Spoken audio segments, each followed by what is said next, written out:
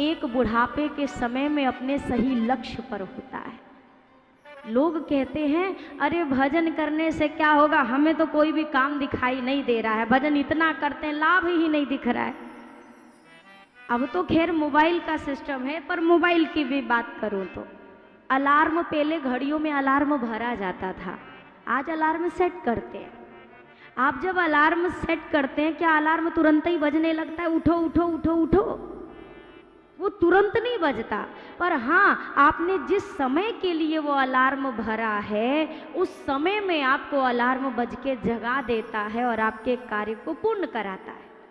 ठीक उसी प्रकार ये जो भजन कर रहे हैं, आपको आज ऐसा लगता है कोई लाभ नहीं है, पर जिस वक्त इसका सही समय आएगा ये भजन अपना कार्य करेगा और हमें आपको हमारे लक्ष्य तक पहुंचाएगा। ये वही चीजें हैं वृद्धावस्था। और मैंने जैसा एक दिन पहले भी कहा, मनुष्य की 3 अवस्थाएं, बाल्यावस्था, युवावस्था और वृद्धावस्था। बचपने में मन लगता नहीं है, बचपन में तो खेल कूद इसमें, और कहते हैं बचपने में सारी ऊर्जा जो हमारे शरीर की होती है वो हमारे पैरों में होती है।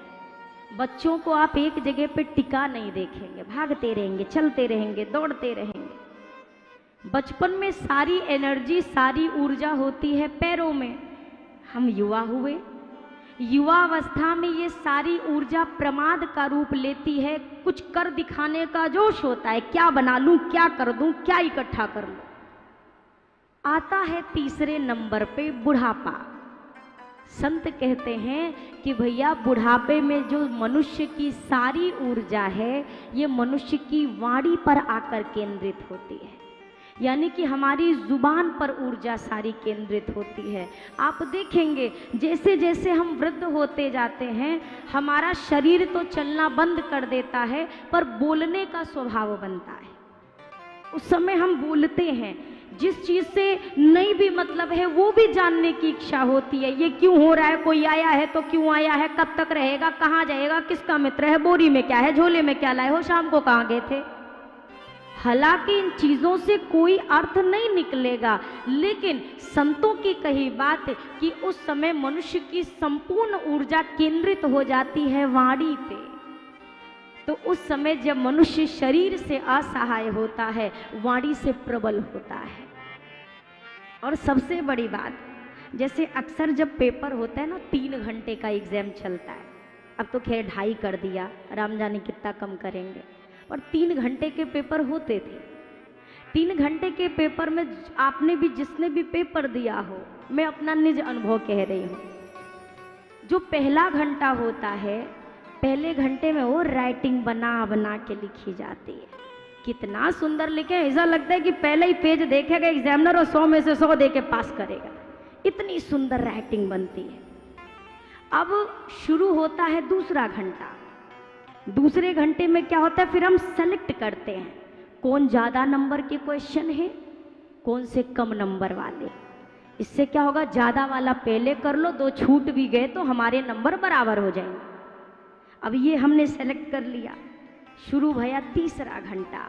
अब भाई तीसरे घंटे में कलम चलती नहीं है, दौड़ती है। राइटिंग की कोक है, जो लिखा अपने कोई 2 मिनट बाद समझ में नहीं आता है, वो भागती है, कलम ऐसी भागती है। फिर तो जो प्रश्न सामने आ जाए उसी का उत्तर लिखो, भले वो चौथे का हो तो 5वें में लिख रहे हैं। और फिर 1 बजती है वार्निंग बेल। ये बुढ़ापा वही वार्निंग बेल है। जो लोग कहते हैं ना कि सारी चीजें आखिरी में, अक्सर हम क्या करते हैं, कुछ क्वेश्चंस छोड़ भी देते हैं। कब करेंगे, जो समय बचेगा आखिरी में उसमें कर लेंगे। ये जो वार्निंग बेल बजती है और लिखते रहते एग्जामिनर रहता है, कॉपी छीनता है, 2 1 मिनट सर, 1 मिनट 1 मिनट, तो टीचर भी कहते हैं 3 घंटा से ना लिखा आपका पूरा पास ही कर लोगे, इधर दो। आंसर शीट जमा, क्वेश्चन पेपर थमा दिया, लो और घर जाओ। अब समझिएगा 3 घंटे का ही, आप इस 3 घंटे को मनुष्य की 3 अवस्था समझिए। पहला घंटा बचपना है, जब बड़े मौज से कटता है। दूसरा घंटा युवावस्था है, क्या फायदा है, क्या नुकसान है, कहाँ पे प्रॉफिट, कहाँ पे लॉस। अब बची हुई चीजें हम छोड़ देते हैं बुढ़ापे के लिए, इसको बाद में कर लेंगे। आता है तीसरा घंटा। अब तीसरे घंटे की शुरुआत में मनुष्य सोचता है जितना कुछ बचा कुचा है सब कर लो। इतना करते करते यमराज रूपी टीचर आते हैं, ये अंदर वाला जो प्राण का आंसर शीट है लिया, ये क्वेश्चन पेपर शरीर का छोड़ा, कॉपी जमा, जाओ राम नाम सत्य है, हो गई तुम्हारी जिंदगी पूरी। अब आपने क्या लिखा क्या नहीं लिखा